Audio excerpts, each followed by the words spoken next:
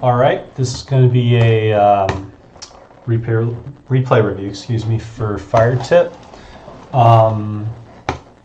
Okay, and he sent me 2 PVZs, it looks like. Turn the sound down just a tad.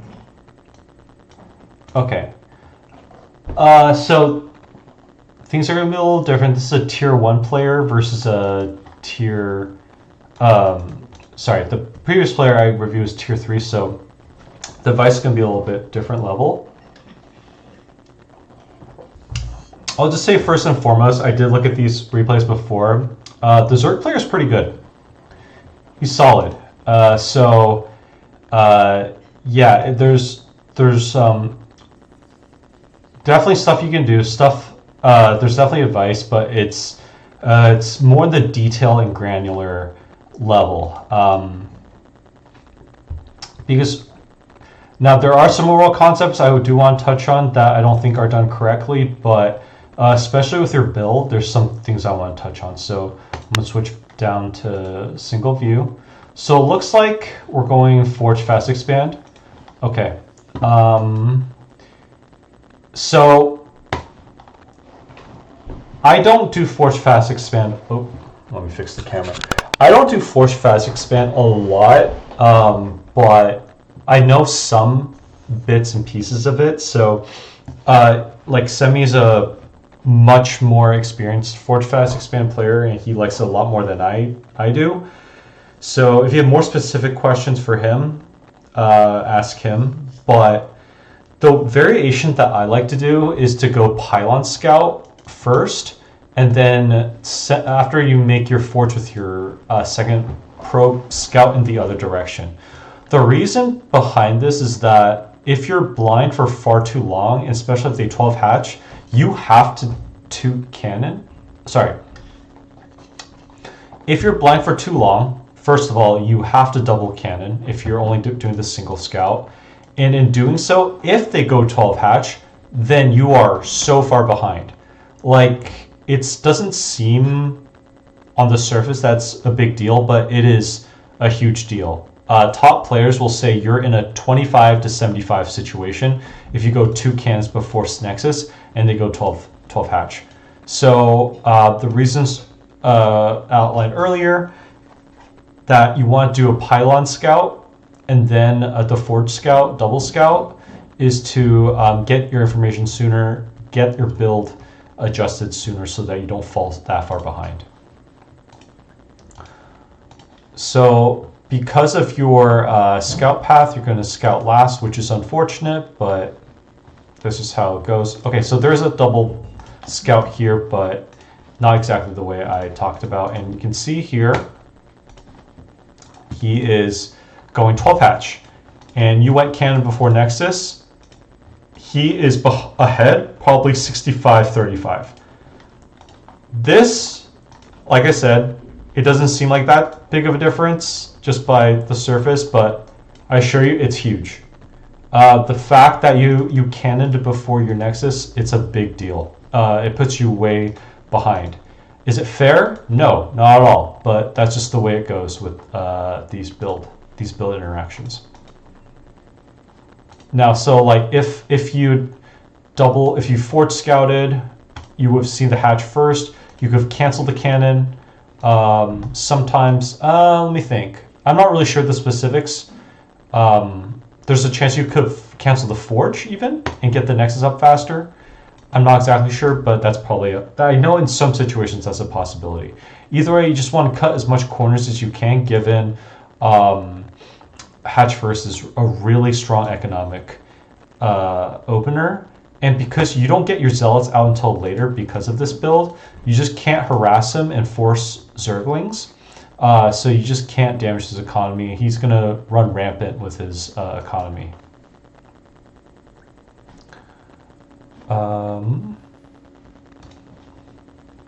So here, yeah, good core timing. And so he only has 2 Zerglings. You know he's not going to go aggressive. Yeah, your goal is to make a Zealot, try to get some harass on him, force him to make Zerglings. The goal will be to move this out. You don't have to commit. You force some Zerglings and then you run back. And so here is really crucial. If you're behind like this, one of the ways you can come back is just to get your Stargate timing really early, which it is right here.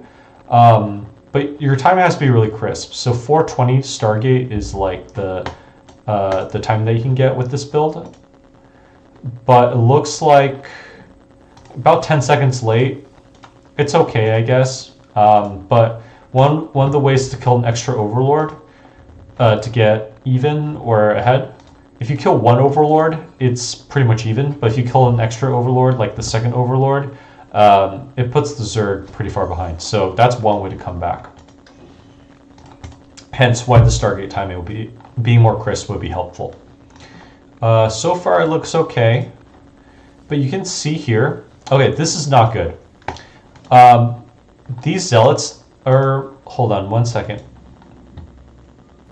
So, because you're a higher level player, I can talk about advanced techniques that will help your game. So, this probe needs to stay alive. I know it's hard to get to like make it survive there and pay attention, but it has to stay alive. You need to see how many Zerglings he makes. If you saw these 4, you can wait until 2 to move out. Otherwise, while these 2 Zerglings were like distracted here, you can send a Zealot here. And then once you see he makes the 3rd and 4th lane, then move back. And then you wait until two Zealots. And then you if your probe was still alive, you can keep continuing to play that game. You see that there's 4 Zerglings, scout around. Oh, he's making drones, more drones. Sometimes you can't make up the ramp, that's okay. But if he keeps making more Zerglings, then that tells you, okay, I did my damage. I forced him to make Zerglings instead of drones. I don't need to commit with my Zealots. I've done my damage. So really the early game for Protoss in the Zerg matchup is that the theory is if Zerg is left alone, especially if they go 12 hatch, if they're left alone to make drones, they will exponentially grow their economy and beat the Protoss. There is no, that's like a very hard, like very concrete rule. Like if left alone, Zerg's left alone, Protoss is left alone, Zerg will always win. Ask any high-level player, Zerg will always win if Protoss is left alone. Now, there are certain like situations where that's not true, but in a standard game like this is true. Especially if they went 12 hatch and your build's a little bit behind. So you want to force them to make Zerglings. And the central theory also is that like you don't have to kill. So yeah, because hatcheries spawn larvae, and the way the larva works, they can make multiple workers at a time, hence exponentially growing their economy, versus Protoss can only build 1 to 2 probes at a time. Now, the way to punish that, so I'll get to more of the theory, is that you make Zealots, and if they're too greedy and make too many drones, they don't have enough Zerglings to defend against Zealots, and then Zealots kill the drones. That's the straightforward path. Normally, though, Zergs are smart. They're watching for the Zealot move out if they're not distracted. Then their idea is, okay, you force them to make Zerglings, and each Zergling pair that's made is a dead drone. That's how that works in that situation, is that by forcing Zerglings, then they can't make as many drones, and that slows their economy that way. Sometimes you get the best of both worlds. Sometimes they make Zerglings and you have enough Zealots to kill their Zerglings and then kill some drones on top of that. That happens too. But more often than not, a competent Zerg will have enough Zerglings to kill your Zealots or defend against your Zealots. And from there, you just keep your Zealots at home. and because your damage is done. The problem is, though, it requires your zealots to be moved out to create that threat in the first place. If they're sitting at home, Zerg says, okay, he has zealots, but he's not coming to me, so I can keep droning up. There's no threat whatsoever. And look at that. And one thing just to look up here is the drone to probe count. In the early game, I don't have concrete numbers, but having the drone count and the probe count so close together,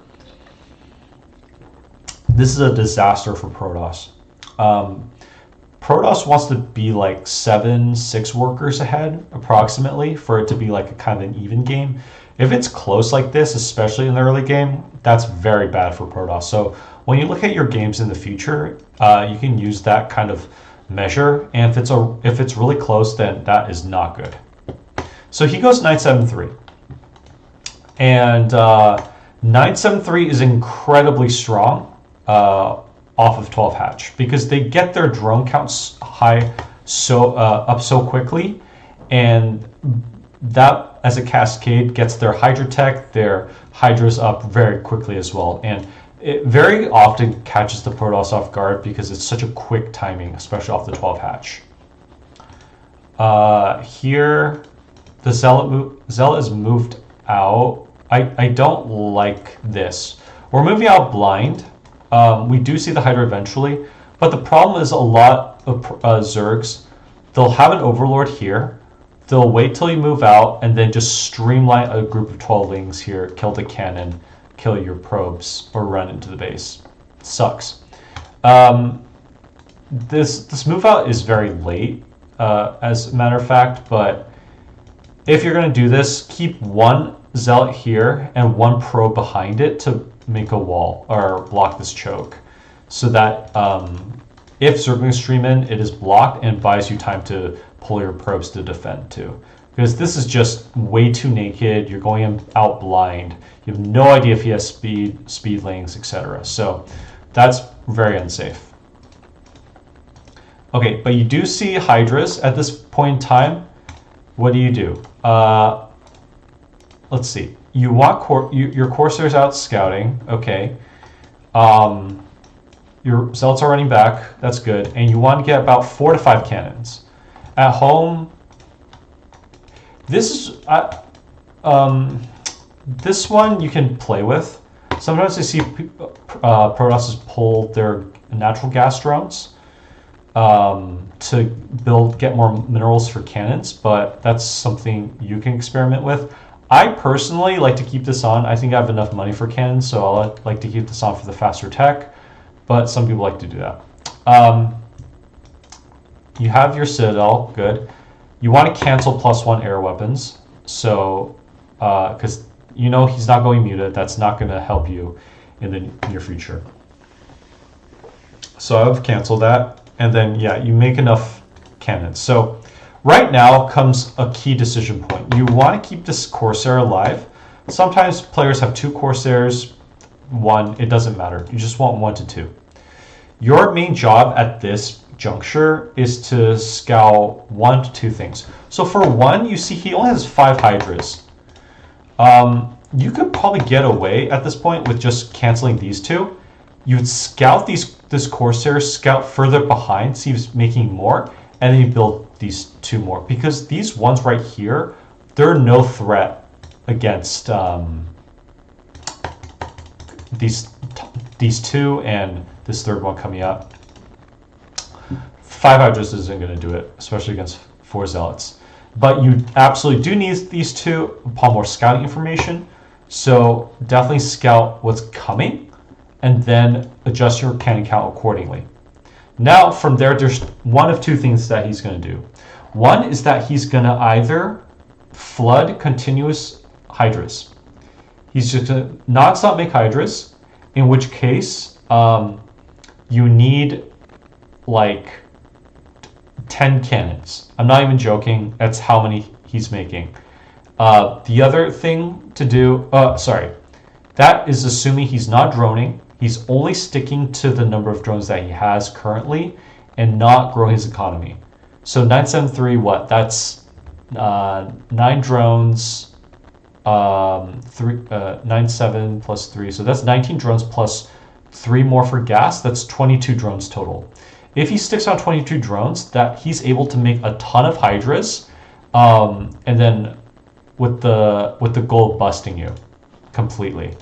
And his goal is try to hit before your storm tech is up. But in doing so, you defend by just a lot of cannons. And if you defend, then he has no late game follow-up. He's screwed.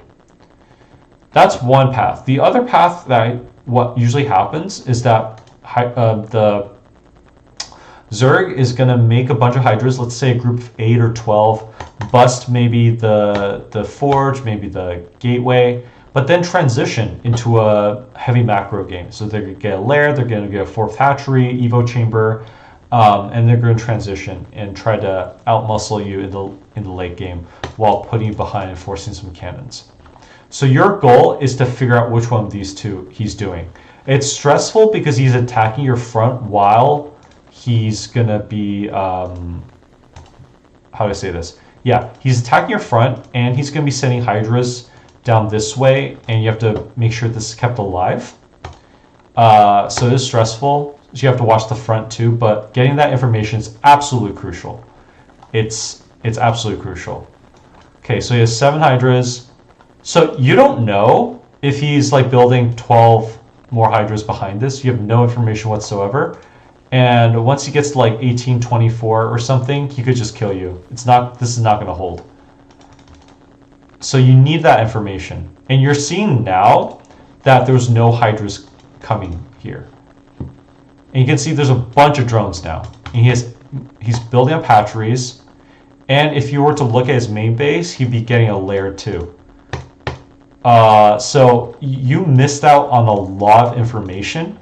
And in doing so, you probably could have saved maybe on 2 or 3 cannons and get your gateways up a lot faster. So now you see what happens is that one rule of thumb, Zerg, when they're even higher supplied than Protoss, that's not good. That's a really bad situation.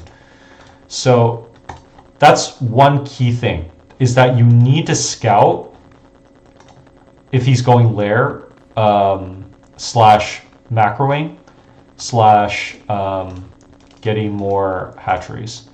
So I actually read this wrong. He was going 4 hatch hydra instead of 3 hatch hydra.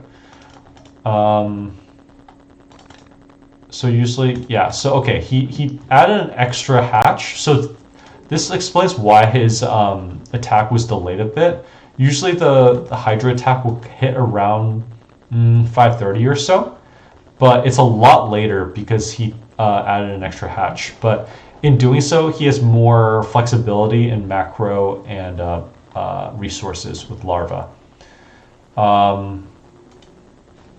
But you can see here, he's teching to lair. He only has, what, 7 hydras? You probably need 4 cannons for this. Yeah, 4. You have adequate number of zealots, and you want to, get your archives, which is correct, but you need to start your gateways ASAP. Because once he's going for this, like, he's trying to just muscle up economically, you need to build your infrastructure alongside it. And so I'd say your gateway count should explode like right around now. Like, obviously you want up to 8, and you don't want to make all 8 right away, but you need to start making them. I would say at 6:30 you could have made 2 and then slowly but surely gotten up to 8. Right now you have 0, and you have these cannons that will be useless because they can't move. And again, back to what I said earlier, he's catching up in drone supply. You can see that he's gonna really increase his drone count, and that's really rough for you.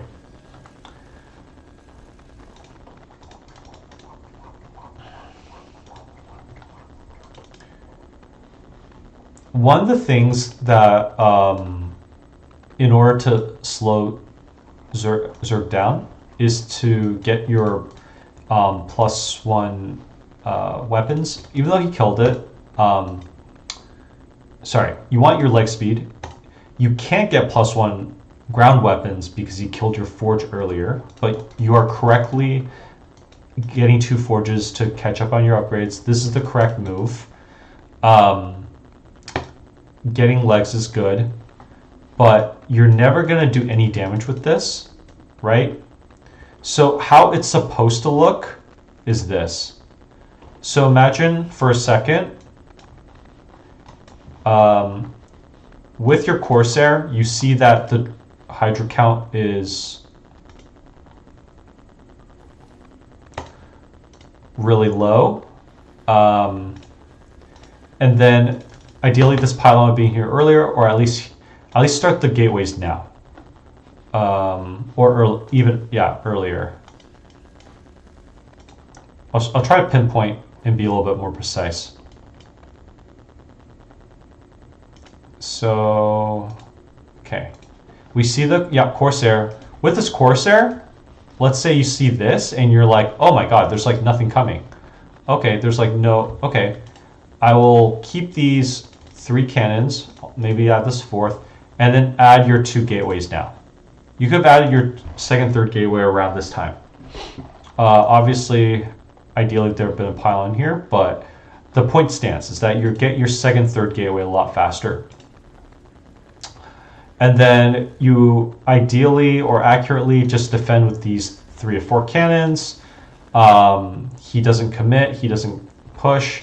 And then while the gateways would have been up, and you make up to about 8 to 10 zealots. You could have had 8 to 10 zealots here. And in doing so, 8 to 10 zealots beats this easily.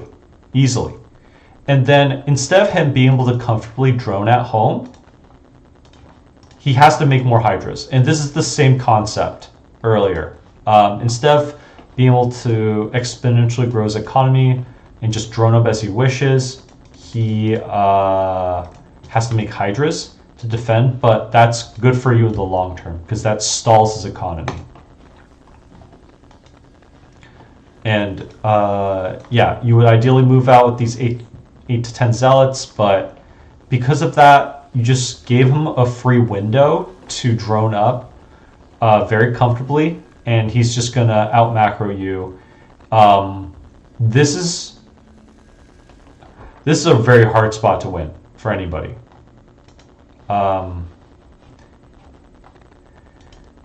So yeah, already his supply is ahead of yours, and that's always bad news. This is bad, but what I said earlier is a much more important concept. Or I've already gone over the more important concept, is that you need to keep putting pressure on Zerg, or he's just gonna exponentially out macro you. The one couple of things I want to touch on is that if he goes Hydra into layer tech like we saw here, almost all the time you have to either remake Corsairs or make more Corsairs to get up to 4 or 5, or make a Dark Archon. Dark Archon's a lot more popular of a choice because it's faster, it's easier, yeah, and it's useful for other things too. You can Maelstrom Hydras, you can feed back to filers, but you can't just ignore a Muta threat. Any good Zerg, if you don't have anti-air, if you don't have good anti-air, and Dragoons aren't enough, they'll always punish you for it. It's super lame, but it's just the way of life. If they see that you have this gap or this weakness that you don't have anti-air, they're always going to punish you for it. And Dragoons just don't have enough DPS to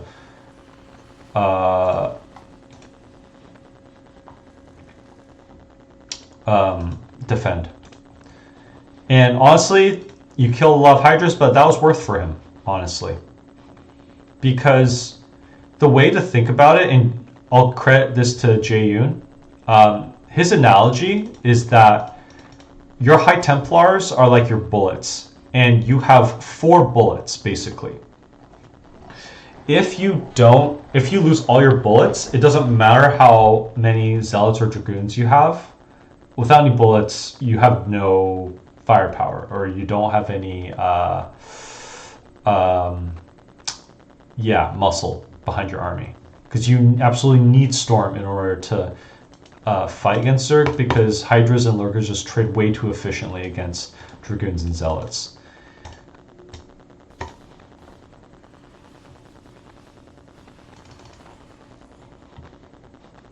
Yep, so he's just gonna, that's the main concept, is that if you leave Zerg alone, they're just gonna, because like you can't, even if you had 4 High Templar, I would argue that he has enough army to still defend against this, unless you got some really lucky storms, or like really blankety storms. It's possible, but I'd say he just has too much muscle, and you wouldn't be able to kill him.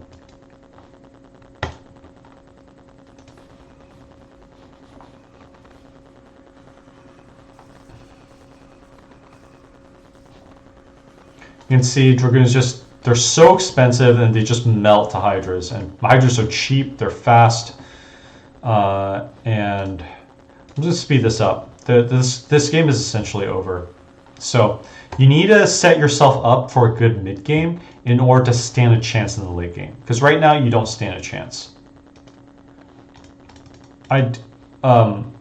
You do set this up, but it's basically because you got lucky, to be honest. Like, let's say if he had a couple Zerglings here to prevent this, then you wouldn't be able to set these cannons up in the first place. And if you go to attack, then his army would just crush you. So this game lasts longer because you get this third base, honestly, kind of out of luck.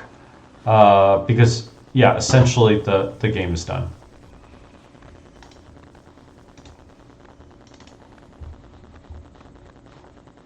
Okay. I'm just going to times 16 to see if there's anything else I want to cover. I don't think so. The game was over at a certain point before this point that it's going. So, yeah, because he can just take the entire map and there's nothing you can do to stop it. All right, I'm going to move on to the next game.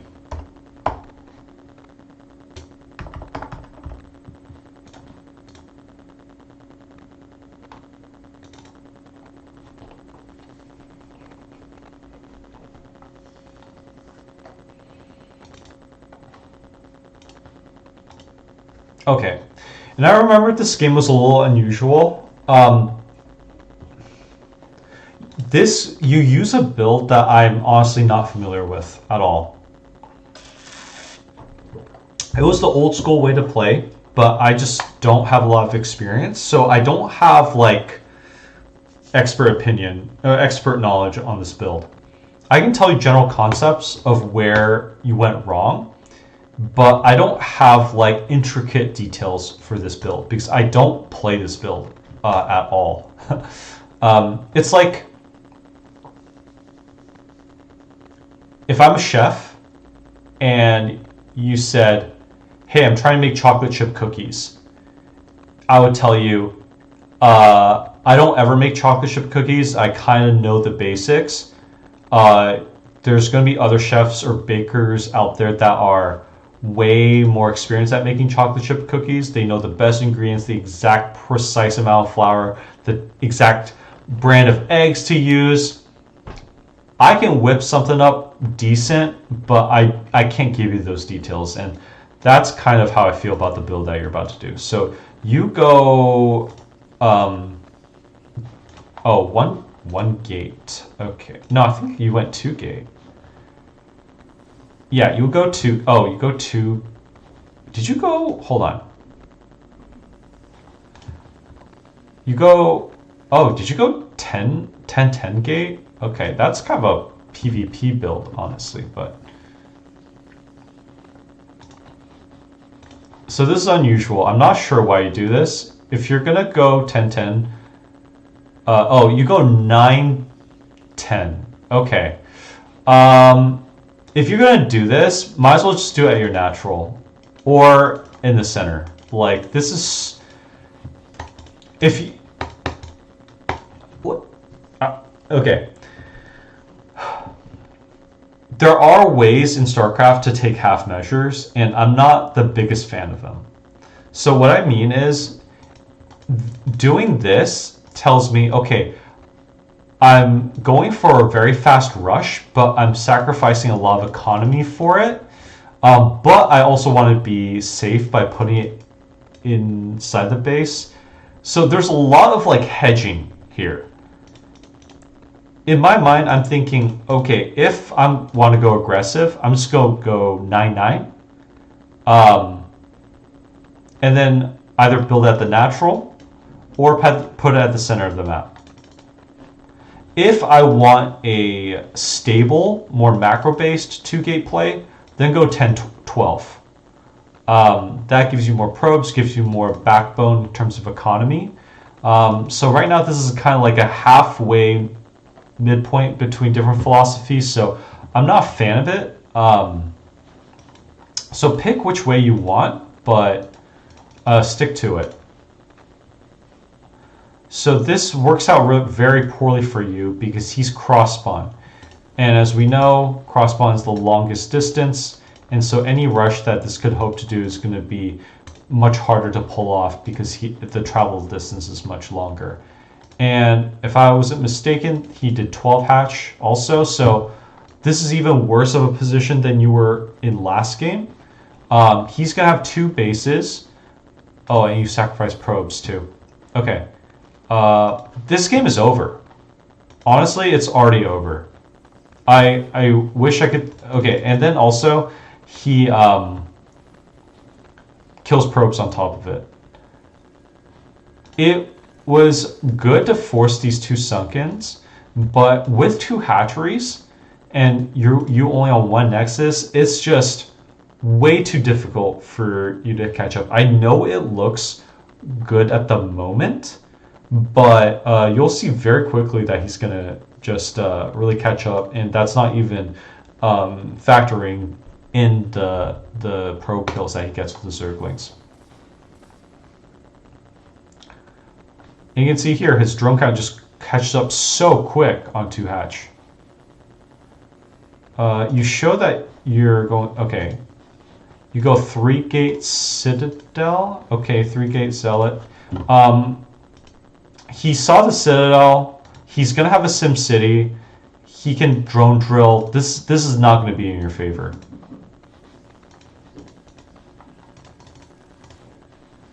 And look, now your Nexus is coming up.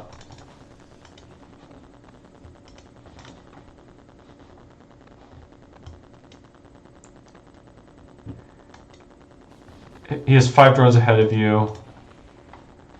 Okay. I kind of just want to stop here, honestly. Because imagine you're running a race and let's say it's a marathon, right? And you have a friend that you're at the starting line. And then you tell your friend, hey, I want to beat you, but I'm going to give you a 8-mile head start. I'm going to let you run 8 miles first, and then I'm going to start. This is what's happening with this game. You gave him such a lead with your build. One, because you were unlucky because of the cross spawn, but number 2, just like this kind of half measure thing, it just doesn't. It's not great. If you went 10-12, then you have like a solid economy. You could have like expanded much quicker off of like 3 or 5 zealots. I don't know. I don't know the specifics. All I know is that this Nexus is way later than it could have been. But also, you pulled probes to try to attack. You just put yourself really, really, really far behind.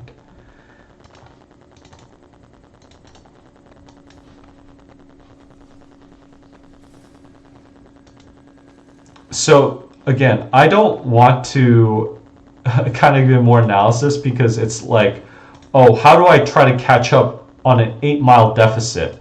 Whereas the question should be, how do I not put myself put myself in that situation in the first place?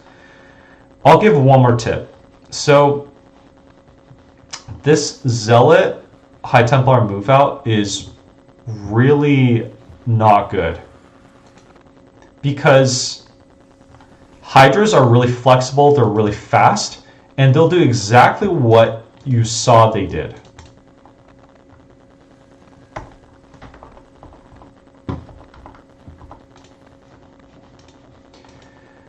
You can see they'll just like, yeah, with Zealot and High Templar, you can see they can just run away. They can spread out the units so they don't take a bunch of storm damage, like exactly what this guy's doing. By the way, this guy's really good, so there's no shame in losing this guy, but you're definitely not setting yourself up well.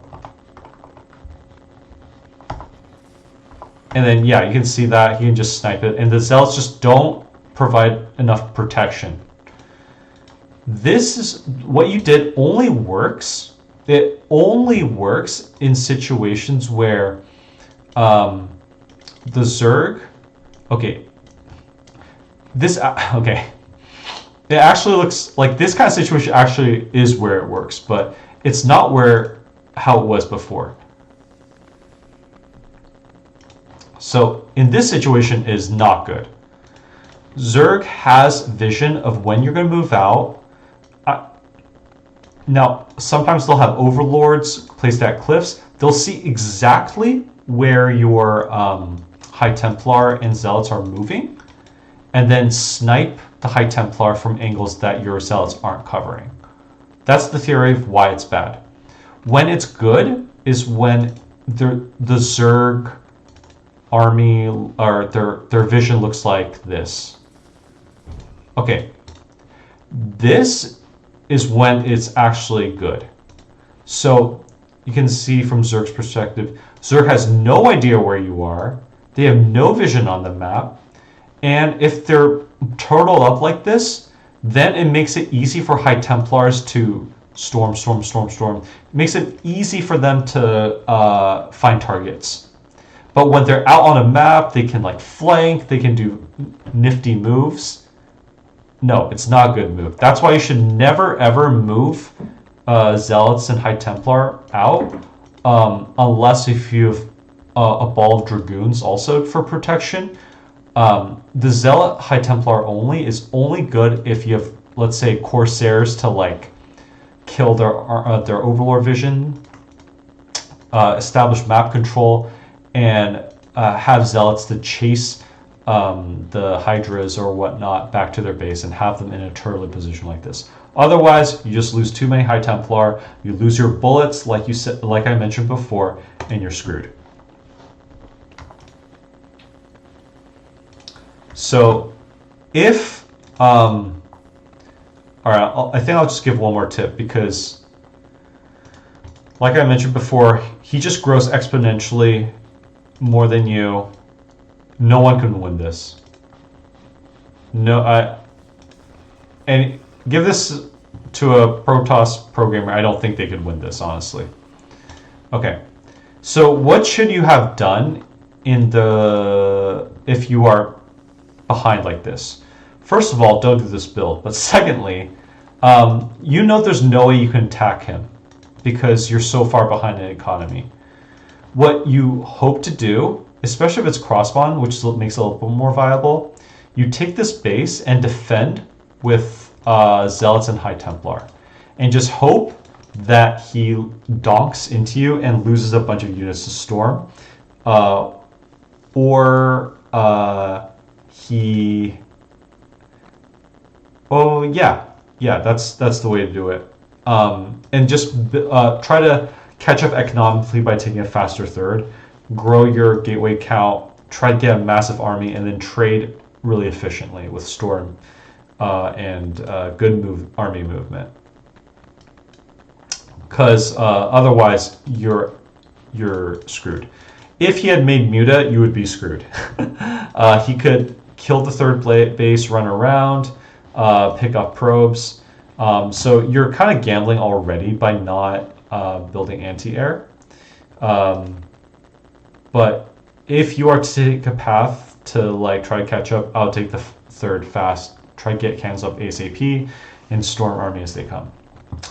That's it for now. I think that covers it. Like I said, my philosophy with teaching is to first put yourself in a good position, and then we'll worry about the rest. But if you don't put yourself in a good position, you put yourself in impossible situations. And so it's hard.